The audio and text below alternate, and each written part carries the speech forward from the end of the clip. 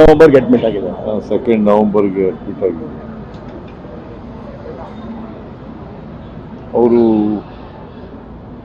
114 ವರ್ಷಗಳ ಕಾಲ ಬದುಕಿದ್ದಾರೆ. ಅವರು ಹುಟ್ಟೂರು ಹುಲಿಕಲ್ ಗ್ರಾಮ, ಮಾಗಡಿ ತಾಲೂಕು ಹುಲಿಕಲ್ ಗ್ರಾಮ. ಅವರಿಗೆ ಮಕ್ಕಳಿರ್ಲಿಲ್ಲ ಪಾಪ.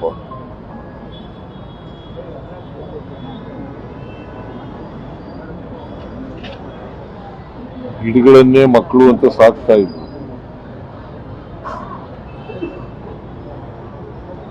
ಅವರು ನೆಟ್ಟಿರ್ತಕ್ಕಂಥ ಮರಗಳು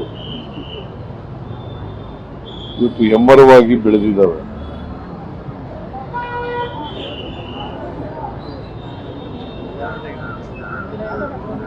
ಅವರು ಒಬ್ಬ ದೊಡ್ಡ ಪರಿಸರವಾದಿ.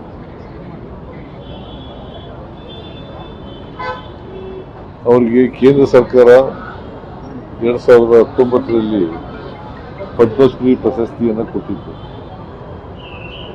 ಅವರ ಸೇವೆಯನ್ನು ಪರಿಗಣಿಸಿ ಪದ್ಮಶ್ರೀ ಪ್ರಶಸ್ತಿಯನ್ನು ಕೊಟ್ಟಿತ್ತು.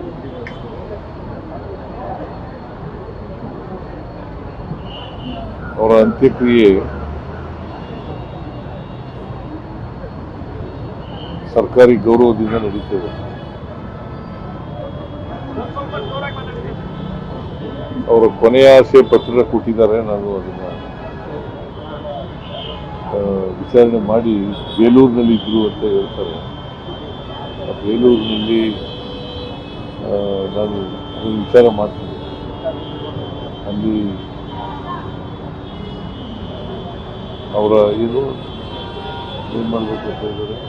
ಬೇಲೂರಿನಲ್ಲಿ ಒಂದು ಸಂಗ್ರಹಾಲಯ ಮಾಡಬೇಕು ಅಂತ, ತಿಮ್ಮಕ್ಕ ವಸ್ತು ಸಂಗ್ರಹಾಲಯ ಮಾಡಬೇಕು ಅಂತ ಇದ್ದಾರೆ ಅಂತ ಬೆಟ್ಟ ಅವ್ರದ್ದು ಆಸೆ ಸರ್. ಕೊನೆ ಆಸೆ ಇದೆ. ಇದೆ ಅವ್ರ ಪತ್ರದಲ್ಲಿ. ಹೌದು, ತಿಮ್ಮಕ್ಕ ವಸ್ತು ಸಂಗ್ರಹಾಲಯ.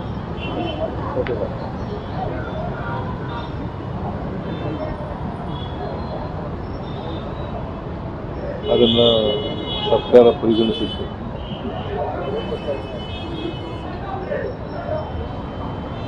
ಅವರ ಆತ್ಮಕ್ಕೆ ಚಿರಶಾಂತಿ ದೊರಕಲಿ ಅಂತೇಳಿ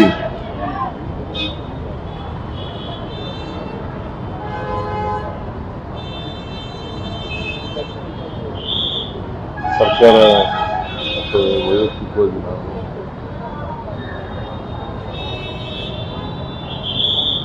ಪ್ರಾರ್ಥನೆ ಮಾಡ್ತೀವಿ. ಅವರ ಅಭಿಮಾನಿಗಳಿಗೆ, ಅವರ ಬಂಧುವರ್ಗದವರಿಗೆ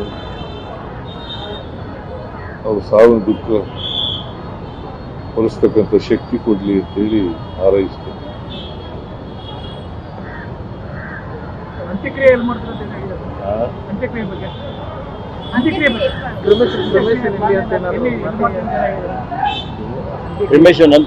ಮಾಡ್ತೀರಿ ಎಲ್ಲ ಗೊತ್ತಿಲ್ಲ. ಅವರು 2-3 ಜಾಗ ಹೇಳ್ತಾ ಇದ್ದಾರೆ. ಅದನ್ನ ನೋಡಿ ಹೇಳ್ತೀನಿ ಈಗ ಅಂತ ಹೇಳಿದ್ದೀನಿ.